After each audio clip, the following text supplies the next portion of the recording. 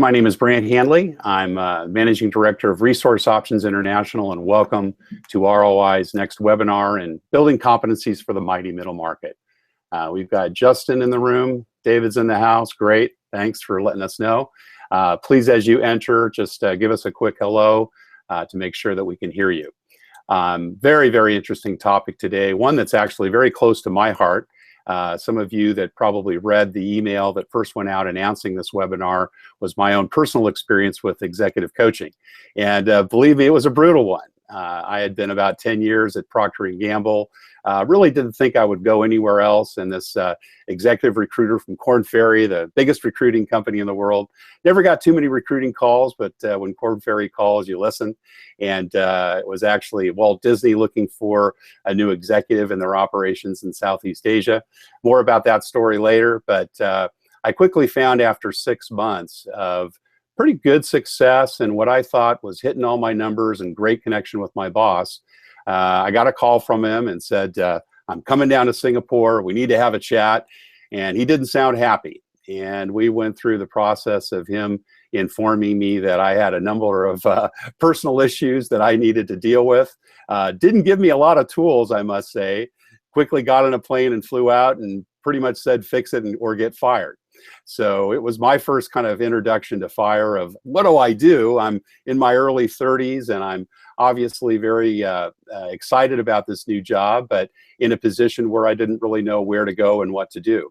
And fortunately, I went to the executive recruiter, and that recruiter recommended a coach, and went through a bunch of assessments. And well, the rest, as they say, is history. I ended up spending about 12 years, 10, 11 years with Walt Disney, an even longer career there than I did at Procter. And there was no question that the assessments and the help that that coaching provided me was tremendously helpful as we went down that road and developed new skills as it related to my professional style. So today we have a master executive coach with us, a friend that I've had and colleague for, gosh, almost 25 years. Mike was that recruiter, in fact, that pulled me out of Procter & Gamble at Korn Ferry. Mike had a storied career building many, many businesses as an executive recruiter for Korn Ferry in Asia Pacific, and then went on to become their chief operating officer. And then about 8-10 years ago, decided to take another path and founded Capita Partners, which he'll tell you a little bit about when we turn the speaker over to him in a moment, and has been doing executive coaching and organizational development ever since. Mike's a great guy. He's been a tremendous mentor of mine, one who actually, believe it or not, got me into recruiting when I was going through some life changes after my career with Procter & Disney. Mike was essential in getting me introduced to the recruiting as an industry and helped coaching me along the way. And I'd like to think I was probably one of his first coaching clients, even though unofficially in those days. And Mike and I have since worked on a number of projects together with several of ROI's clients. His work has been outstanding as it relates to helping executives at our firms further develop their career, whether it's been for succession planning or specific promotion for other opportunities. And I'm very, very pleased to have Mike with me here today. So without further ado, we've got still some people coming in, but we want to get started and keep everybody else on time. Our format today is Mike will say a few words and then go into his presentation. That should last about 20-25 minutes, maybe a little bit longer. Around about half past the hour, 20 of, we'll move to a 15 to 20 minute Q&A section. Many of you have come back with some great comments as it relates to what you'd like to achieve in this webinar. So we'll be handling those questions and going into some detail, and of course also asking for other questions that you might have along the way. So please take note of those. You can put those questions in the chat box, and we'll ask those during the Q&A section. And we'll have everything all wrapped up by the top of the hour and let you go on your way from there. So once again, Brant Handley, with Managing Director of Resource Options International. We do retain executive search for the middle market. Please stay to the end because we've got a special offer for you as part of our ongoing webinar series. And Mike as well will have a few things to say about how you might want to And so without further ado, I'll turn it over to Mike, but I'll make one last comment. On the survey, it was very interesting. We asked how many of you had actually worked with executive coaches in the past. And we only had 1/3 of those that responded. So for obvious reasons, coaching isn't something that's too widespread among many executives. And Michael will talk to you about the benefits and the advantages of that today. So without further ado, Mike, I turn it over to you. Thanks, thanks, Brant. That was an amazing introduction. I hardly recognize myself. But as Brant said, I was in executive search for many years. But at a certain point in my career, I decided that really what I wanted to do was transition into something called executive coaching. The reason for that was because I loved connecting with people. And what I really did enjoy the most was really connecting what people did and helping people to become more effective to really their passions and what they really wanted to do going forward. And I thought that executive coaching was the way for that. So that's why we created Capita Partners. Clients today include some big companies like Apple. I work with them in executive coaching, LinkedIn, a couple of other big clients, as well as some small companies. So the executives come in all shapes and sizes, and the companies all shapes and sizes, but really some of the issues are fairly similar. So with that in mind, let's move into the presentation.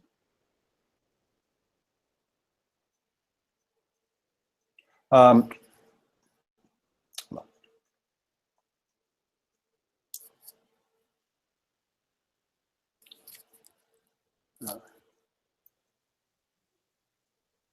can't see the presentation, Brant.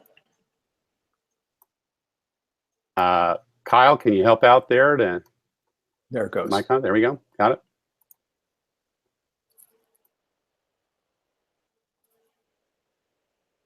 Okay, so when we talk about coaching, I wanted to begin with really talking about three main categories of content here. The first is really, what is leadership style, and why do we talk about it?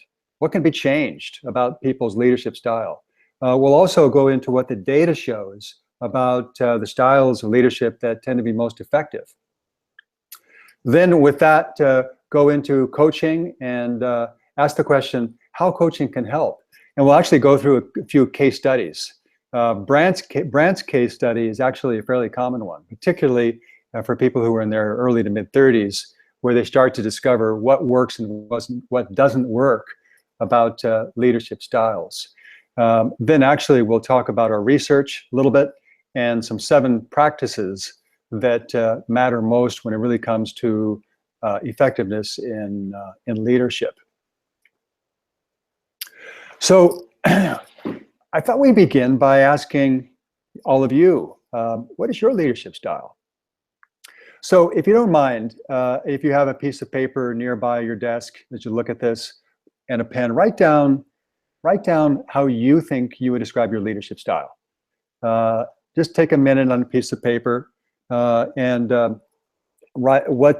think about how others would describe you, or think about how you would describe yourself. Just take a moment. Could be a couple words, maybe a short phrase.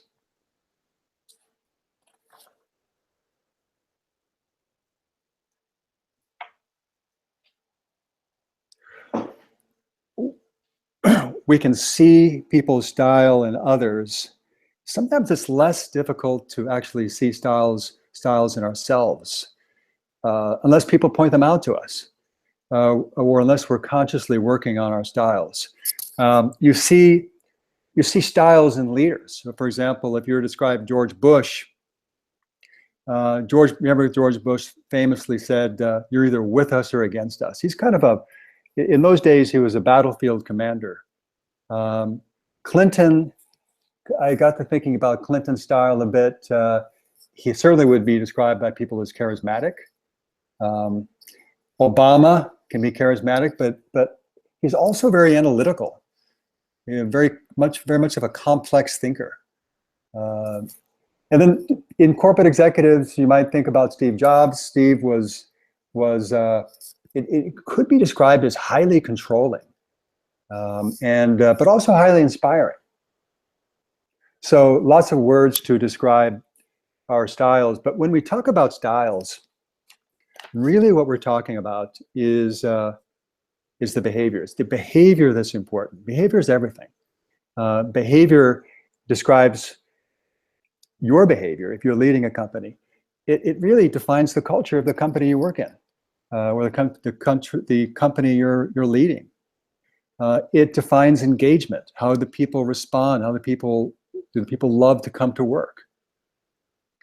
When I talk to Mike, executives, just 1 second. We're getting some complaints about audio. Do you have your audio set up quickly? And I just want to check with everyone to see if indeed they are hearing Mike. So I've got a couple of comments coming in that the audio is not clear, and just want to make sure that you've got your audio connected correctly, Mike. it's connected. When they say it's not clear, what does it sound like? Well, they're saying they're not hearing anybody. So let me just ask out to the attendeees. Can you hear Mike? Mike, if you just talk for a couple of minutes. Yeah, just make sure that. Yeah, I was really talking about the thing that I hear most often when people describe their what they want to do with their style, or how they want to improve. It's really, people tell me that they want to become more inspiring, or people will tell me that so and so doesn't listen, or people will tell me that so and so's kind of a bully in how they behave.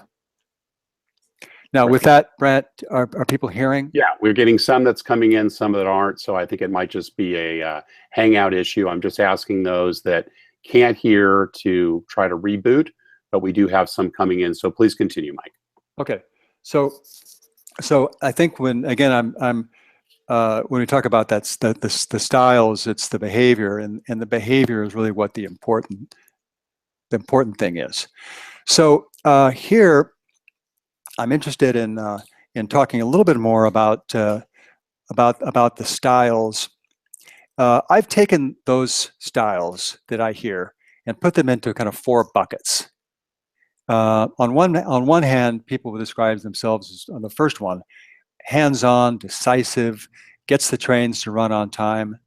The second bucket would be somebody who would be highly interactive, highly responsive to new situations, flexible.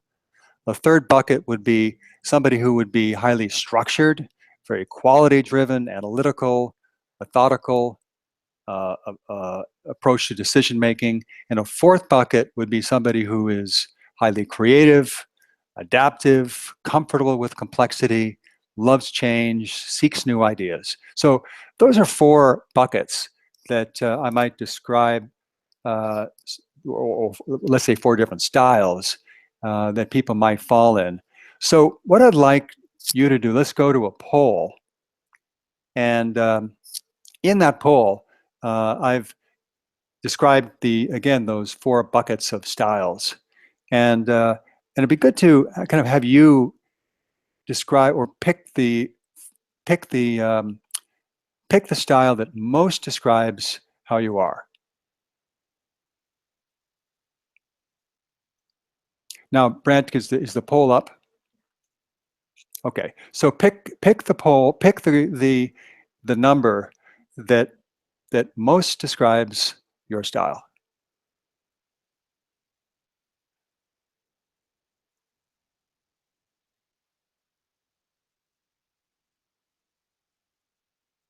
Is it coming in? Yes, yeah, Mike. Do you see the results, or it's all coming in? I don't see the results on my screen. All right, I'll let you know when we've got it here. Got results coming in. Give people a couple more minutes. Please put your response in on the poll.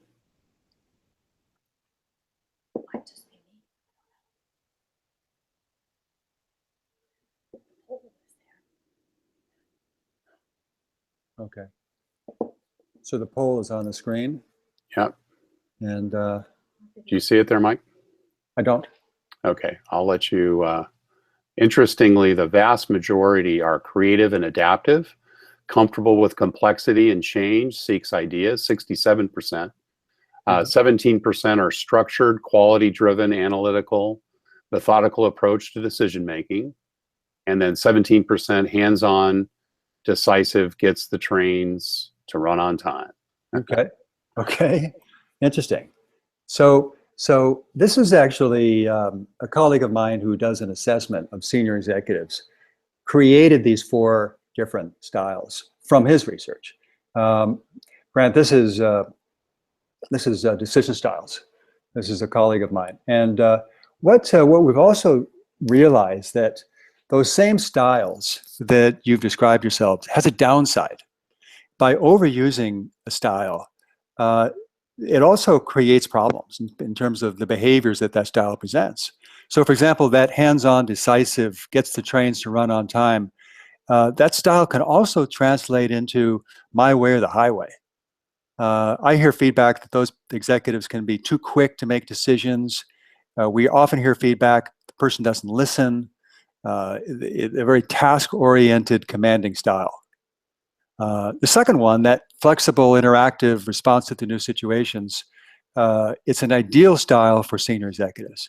But too much of it leads to complaints that the person constantly changes his mind, unpredictable. The third one, that structured, quality-driven style, highly analytical, methodical approach to decision-making. Too much of that we see often. The person's the control freak, inflexible, arrogant, a micromanager. And that creative and adaptive style, the one that it looks like most of us have on this call, comfortable with complexity, changing ideas, seeks ideas, that overusing that style can often result in someone who is perceived as taking too long to make a decision. Those people love information, they love engaging. Sometimes they'll even make a decision and change their mind after the decision. That might be fine for some, but it's not fine for others.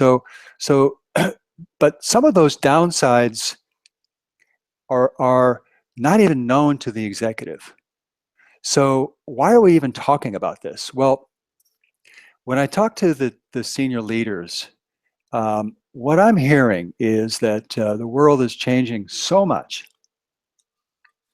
that we don't have time to make decisions even. That we've got to rethink our business model. Why are TED Talks so popular today? They're popular today because people are, especially senior executives, want to kind of rethink how they do things.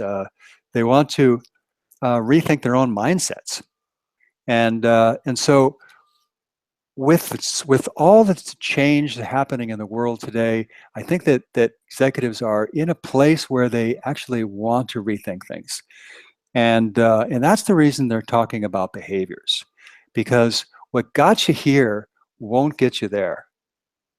Leaders are confronted with the reality that the qualities that made them successful may not be the ones that they need going forward.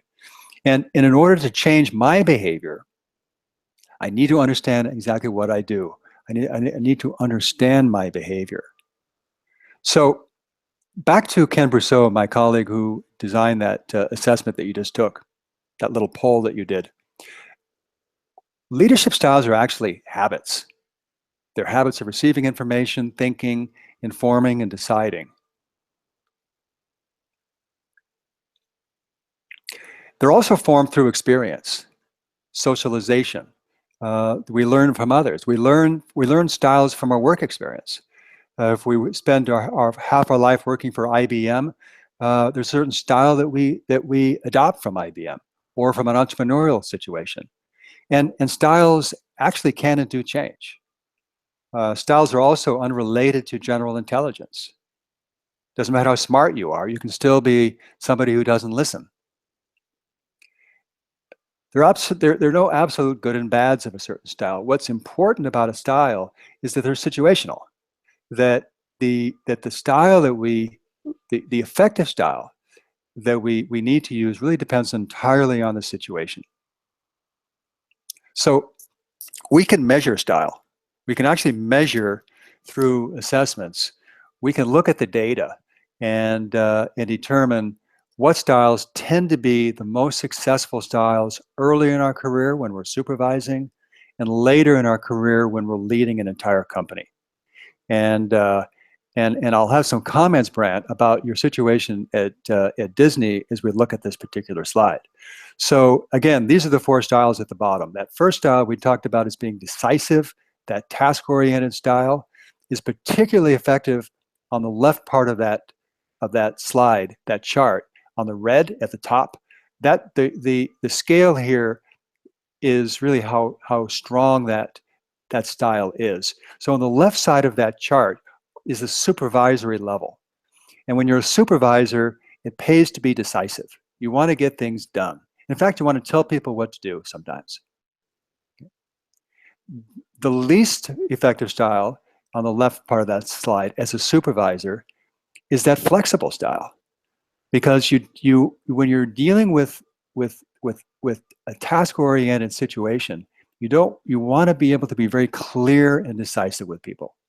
Now, as you become a senior executive, way to the right of the chart, that senior executive, look on that side of the chart. The red one, which was the decisive one, is the least effective. It doesn't mean that they can't make decisions. It just means that they're better off delegating and better off having a much more participative style. And that participative style, that interactive style, is that social style on the top, that yellow style, that flexible style. So what we're learning here, what is obvious through the data, is that executives, when they move from supervisor to CEO, change their styles. And they need to change their styles because the situation is very different. That style on the left is the command and control leadership style. Then there's the transition point, an inflection point. And this is what Brant went through. Brant, you realized that you couldn't just get things done by telling people what to do. It didn't work at Disney. It may have worked at Procter as a young person, but it didn't work at Disney. You had to go through that transition point and emerge out of this to the right side of the slide as much more interactive, much more participative leadership. This is the data. This is the top 20% of executives. Thousands of, in fact, hundreds of thousands of executives have taken this assessment. You can even measure it in a report. We do this report on people, so we can measure through the assessment the situational fit of executive to a job, and that blue solid line is the benchmark that we use to describe a certain position. What's the most effective? What are the most effective qualities of that executive? And you see, this is really measures EQ, tolerance to ambiguity, empathy, and so on. And that solid line is the benchmark. This particular executive, we call him Richard Sample, is below the desired benchmark for tolerance to ambiguity and empathy, but hits it right on in terms of confidence and some other aspects. So we can actually measure EQ. And the reason why this is helpful is because if we can measure it, we can change it. And very often when we do coaching, we like to measure it up front so we can show the individual where they stand. And it creates a much more motivation for individuals who want to change. So 2 shocking statistics. Again, pointing to why leaders want to change their style and want to have a more engaging style. Number 1 is that only 11% of managers feel highly committed to their work or to their organizations, according to a study. Only 11.1% of managers feel engaged. That's pretty shocking, pretty low. It means that in your organization, it's quite possible 11% of your people feel engaged. 20% of business leaders, only 20% or less than 20%, can express their individual sense of purpose. And if you can't express why you're there or why you're doing what you're doing, it's hard to get others to feel engaged. Now, I want to go into just a few case studies. Vicky, the first one, when I interviewed 15 of the executives who worked most closely with Vicky, Vicky led a business of 75,000 people. It's a huge job.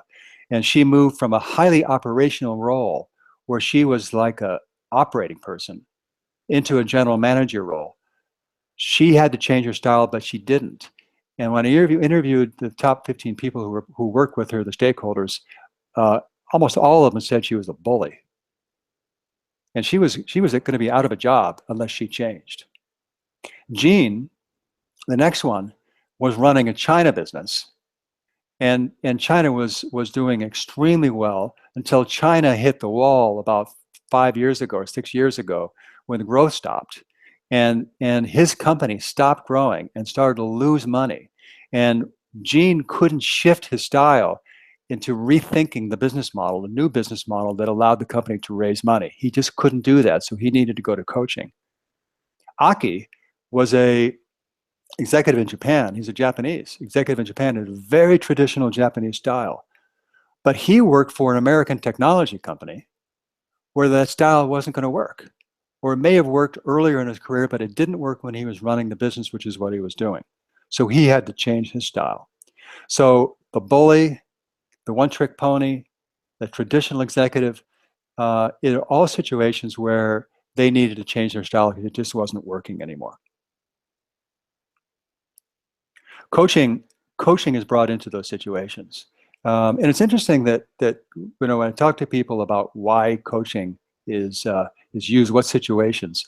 It used to be that coaching was brought in, a coach was brought in to save a failing executive. That's not really true anymore. Coaching is brought in by a lot of companies, mostly for high potential people, and to facilitate a transition of an executive as he moves or she moves into a higher position at 48%. This is from a Harvard Business Review survey. So almost 50% are for successful executives who want to move up or are moving up or who want to develop their potential.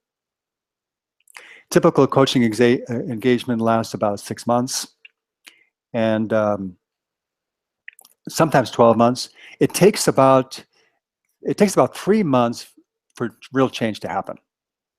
And typically by 6 months, the change is internalized, that new behaviors show up, new habits are being formed, and very often we'll do a 12-month engagement for executives. And we, through the research we've done, this is kind of an interesting slide. I'm not going to go into all of it, but what we've learned is we've really distilled some of these practices that senior executives do that are successful, distilled it into 7 that actually are probably the most successful practices. And so, for example, the first one on that list is successful executives actually draw lessons from challenging experiences and apply them in future situations. They want to learn. They want to learn about themselves, and they want feedback. So there's 7 of these types of successful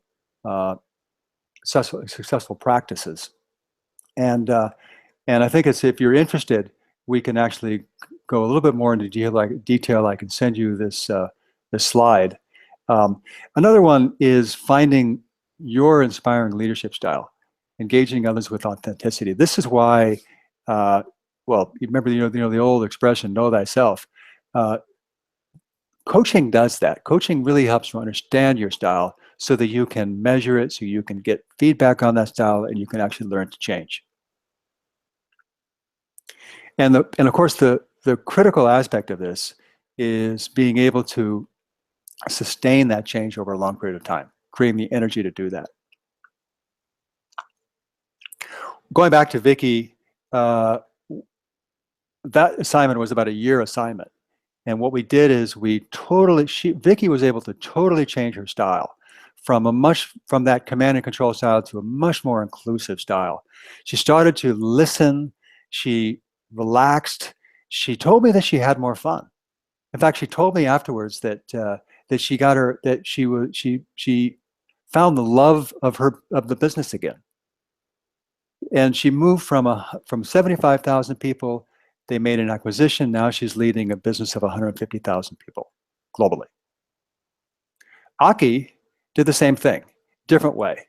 He learned to find his own purpose and was able to realize that what he wanted to do was not tell people what to do. What he really wanted to do was to build the organization and build a team of people, a lot of them were millennials, who could be able to succeed him. So he turned from kind of thinking about proving his performance in terms of telling people what to do, to actually developing the team, and he actually enjoyed it. He was smiling more. He got great feedback, and that was a real success for Aki. Gene, the guy who was running Asia, ended up leaving the company. What he realized that he couldn't do, and never really did at that company, was to influence and be able to manage across the matrix, to be able to take information from headquarters and from others and use it to change the business model. He never quite could do that. He ended up joining another company that was more suited to his style, a much smaller business where he could run Asia, be the general manager, and not have to operate in a matrix. It's a success story for him because he ended up being in a situation where he's much happier. So those are some 3 examples. Brent, I'd love to turn it over to some questions and some comments, and I'll let you take it over from here. Great. Terrific. Well, thank you, Michael. Very, very interesting. And, it's nice to also be a case study personally. Those were pretty heady times, to go through as a 30-year-old executive in a new job, and, all of the fear that came with it, and then be able to really have a path forward. So I know how much it's been helpful to me, and certainly your experience with others as well. Just one note to everybody on the call: we are having some platform issues as it relates to the technology today. Our apologies for that. The recording of this, however, will be fully available, and we will send that out after the webinar.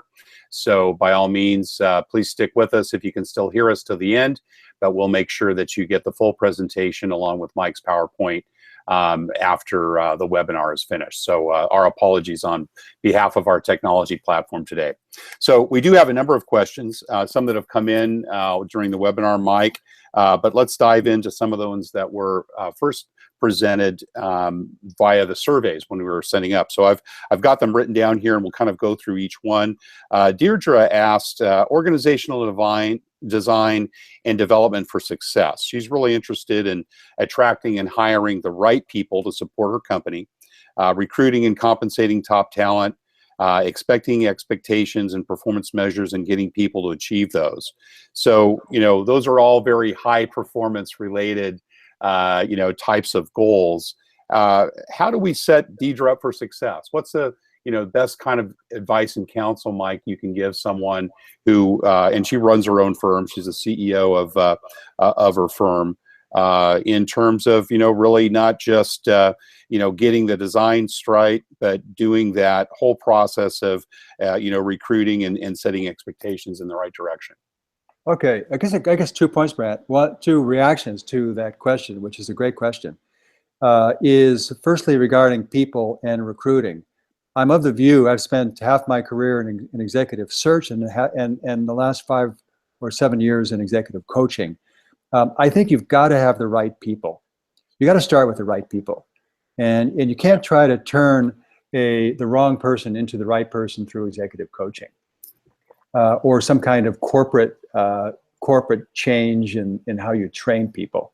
I think you've got to start with the right people. So I think selecting and having the CEO involved in really understanding what it is that as a culture and as an organization we want in our people is really the place to start. Okay. Yeah. And I know, Brand, I know you, in fact, you have it in your byline, right? You start with the right people.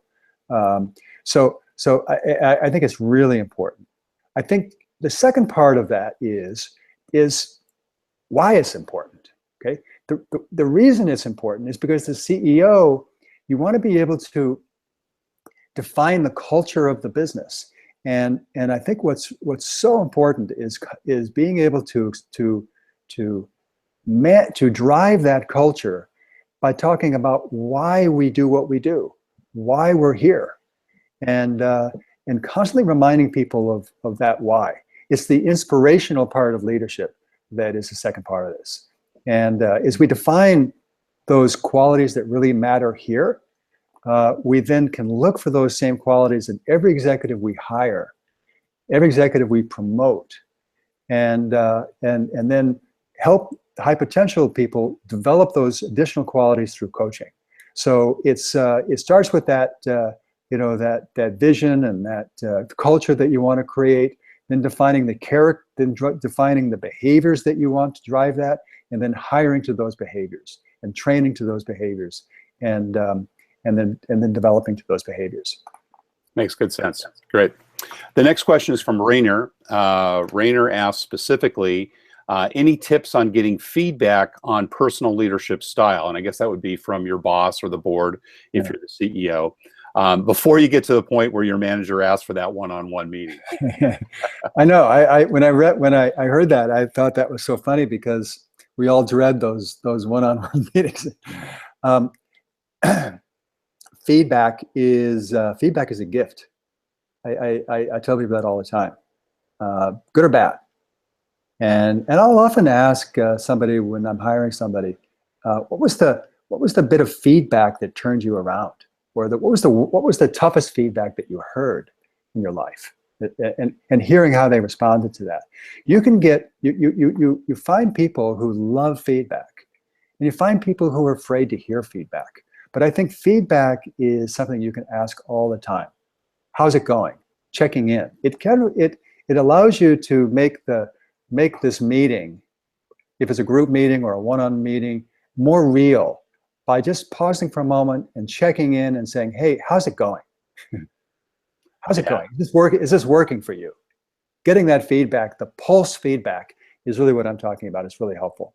Yeah, no, I couldn't agree with you more, Mike. It's so important. And, one of the things that we do with our search process is we do our retention regimen where 30, 60, 90 days, and that first 100 days is so important. We make sure we're talking to the placement, we're talking to HR, we're talking to the candidate, we're talking to the client, really trying to make sure that everything is, going along that way, because people tend to be a little shy. They don't necessarily want to share those things. Even after you've worked with someone for a long period of time, sometimes it's hard to get that feedback. But I can't agree with you more. I think really getting proactive on the feedback is one of the best ways to ensure that one-on-one meeting doesn't happen. There's other ways to happen. There are other ways to get that feedback, Brent, and that is to take some assessments. There's a lot of really cool assessments online, even where you can take. We have an assessment on our website, which is a career assessment. Is your career on track? So there's lots of assessments that you can take. You can also, some of them are, in some of the assessments in the corporate world, are multi-rater assessments. So you can get someone to rate all your stakeholders to rate you along certain dimensions. That's a great way to get feedback. Terrific. Great response. Thanks, Mike. Kevin up in San Francisco asks, or basically states, I have acted unofficially as a coach for executives in his organization. He's in the learning and development part of his organization, and asks, what steps must be taken to help the team see the value in coaching? And how do you get around the, they need that, not me attitude? Well, feedback is really important. The one thing that shocks the executive into wanting to change is the feedback. What I'll do in the beginning of the coaching assignment, sometimes the executive says they want to be coached but doesn't really think they need it. Sometimes they're told to hire a coach and they don't really want it, right? And we've all seen that. But when I give them the feedback, when we do feedback, we talk to the stakeholders, and I'll probably talk to 10 or 12 people sometimes. And I'll hear the unvarnished reality of how that person's perceived. And then when I sit down with the person, I can just put it right on the table. And it's very powerful. And when people hear that, they kind of have to make a choice if they really want to actually become better, become more effective, or want to change. And it's that commitment to change that I think is really what I'm hearing here. And I hope that answers the question. I'd be interested if he were to chat you and tell me if that resonates. Well, I think Kevin's on there today. So Kevin, if you've got a follow-up question to that, please put it in the chat box. And that goes for anyone else that would like to ask some questions for Mike. I'll moderate those. So go ahead and write your questions in, and we'll get Mike on those. We've got a few others here, Mike, from the survey. Raul, who also is in a learning organization and a rather large retailer based in Arkansas, that we won't mention, asks how you can go about selecting the right coach for you. Yeah, great question. And every time I'm being asked if I want a coach or if I would be potential, available as a coach, the executive who is about to be coached always asks the same question: how do I select the right coach? So I think here's how I would answer that. I would definitely reach out and find, through your organization or through networking, find 2 or 3 coaches that have experience in coaching at a company like yours. Maybe there's a similar industry, maybe it's the same company, maybe it's the size of the company or the situation that you're in. Ask around, get 2 or 3 options, and then set up a 30-minute phone call and talk to that person, the potential coach, and look for chemistry. Yeah. Does the person relate to what you're going through? How to just listen for some of those the things that might tell you if this is right, if there's chemistry there. I would probably look for listening skills, the obvious characteristic that you'd look for in a coach, and look for that chemistry, and definitely talk to more than 2, hopefully about 3 if you can, and then make your choice. Good, very helpful. Kevin did come back, and he had a follow-up. During that 6 to 12-month period, how often are you meeting with your coach? I do it every 2 weeks. I spend usually an hour every 2 weeks. We go for 6 months, and we measure the progress. So what I'll typically do is the first 1 or 2 or 3 sessions is really about establishing the goals of coaching. And I'll talk to stakeholders. I'll get some feedback. We'll talk through that feedback, and then over the next 2 or 3 months, every 2 weeks, we'll meet and talk about how that individual or what kind of strategies that individual is taking to make those changes. And if the person is trying new behaviors or adopted a new mindset, then we can measure that progress along the way. We'll be able to have that individual tweak some of the things he's trying, and eventually change does happen. And so usually we can see it in 3 to 4 months after a session every 2 weeks. Great, terrific. All right, another question from Lauren. This is with regards to, I think, specific leadership behaviors. She basically asks, how does she elevate how she presents herself? That's among the 2 or 3 most common questions that we have in coaching. When I hear that, I also put it in the same category as people telling me that they want to become more inspiring. People tell me that they want to become more charismatic. People want to tell me that they want to find their voice so that they can become more impactful or more influential. So you can do that by certainly adopting some physical actions that have more impact, leaning forward, talking with really understanding what you're trying to say, listening well, but really that impactful style comes from inside, a sense of confidence. So I would work with that individual to really help define what that individual's special strengths are, to develop more confidence, so that when they do present, they're doing it from a sense of wanting something to say. Good. And so that's definitely something that can be worked on, and something that can be improved. Terrific, great. We've got a couple of questions from Bernadette down in Atlanta. Welcome, Bernadette. Thank you. We'll handle these one at a time because they're kind of different in their scope. The first question she asks is, how do leaders get the sponsorship to attain the investment in leadership coaching? Very good question. Yeah, it's a great question. Hi, Bernadette. It's a great question. I think sponsorship in the boss, from the boss, is really important. If you're with a larger organization, I would also try to get sponsorship from the HR organization, definitely. And so those two would be, at the very least, would be important to get the sponsorship from. I want to know, I'd be curious to know, assuming it's a large enough organization where there's a head of HR, but is it challenging for Bernadette to get that sponsorship? And what's she finding when she tries to get that sponsorship?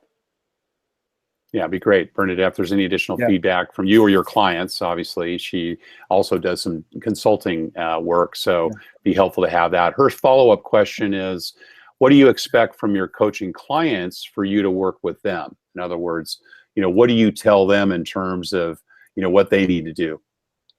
To adopt a learning mindset, to really want to become a better at what they want to accomplish, and to let go of habits, experiment, try new things, and learn from that.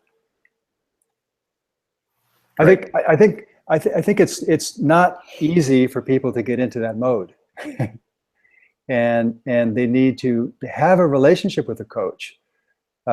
This is why chemistry is so important. Have a relationship with that coach where there's a lot of trust, and they can have somebody to talk to, and somebody to be real with, and hear the tough truth that executive might be able to talk through, and listen with openness. Great, good stuff. Yeah. We've got time for a couple more questions, so anyone else out in the webinar sphere, please come back. We've got one last one here, actually a couple more. One from John, specifically leadership style, addressing leadership style difference from within an organization to outside of the organization. So I take that in a business sense, right? So maybe working with suppliers or vendors, how do you kind of modify those differences working from inside to outside? Yeah, okay. So when we talk about leadership styles, we're talking about a style that may work in some situations, but may not work in other situations. That's kind of what I'm hearing. And so really what I'm hearing in that is really the ability to adapt your style to the different situation. And so when we do coaching, there isn't one style that we necessarily think is the right style, but we actually help that individual shift their style depending on the situation of the person that they're talking to. And that adaptability is what we try to develop in coaching. It may not just be someone from outside the organization, maybe somebody from inside the organization where a different style is needed. Right, good. Yeah. Last question. I think you kind of touched on this earlier when we talked about picking an executive coach, but Eric specifically asked, what are the key traits to seek? In other words, beyond fit, perhaps, what are some of the other areas, if someone was evaluating an executive coach, that they would want to look for? I think if I was wanting to coach, I'd probably think through what it is I wanted to accomplish in coaching first. And I want to be real about that. Where is my, what is my goal of coaching? I try to get some feedback from others, what they think how they think I can improve. What are they seeing in me? So I try to come up with kind of a clear sense of what I want to accomplish through coaching. And with that, if I talk to a potential coach or a couple of potential coaches, I just want to talk through that situation and just see how they respond to that. Have they had that similar situations in the past? And then I would also look at how that person's style, how that person relates to me. I would have a certain learning style. Sometimes, there's some people like a style where a coach can be tough and direct and brutal. Other people may not warm to that style. Some need a more supporting and nurturing coach. So I think understanding how you learn and how you respond, I think it would be helpful in being able to meet a coach and assess that in a coach. Yeah, I remember when I first went to that coach back in Singapore over 20 years ago. He put me through a barrage of assessments. Yeah. And, you know, it was very, very helpful because I'd never taken any of those in the past. But for obvious reasons, it was very, very satisfying when he said, oh, this is going to be easy. Brent, you just need to use more of your feminine side. And, you know, it was right. I just needed to listen more. I needed to be much more supportive. I was in a very creative organization at Disney where that was valued. I had a much higher number of female employees than I ever had before. And, you know, I just was being too, you know, overly, you know, kind of organizational control and command type of style from my Proctor days. And I needed to be much more inclusive and much more relatable. And, well, as you know, Mike, I was promoted about a year or so after that. And the rest of, they say, is history. Yeah, Brent, that's a great example of how companies can help define your style. Because at Proctor, it worked, right? Right.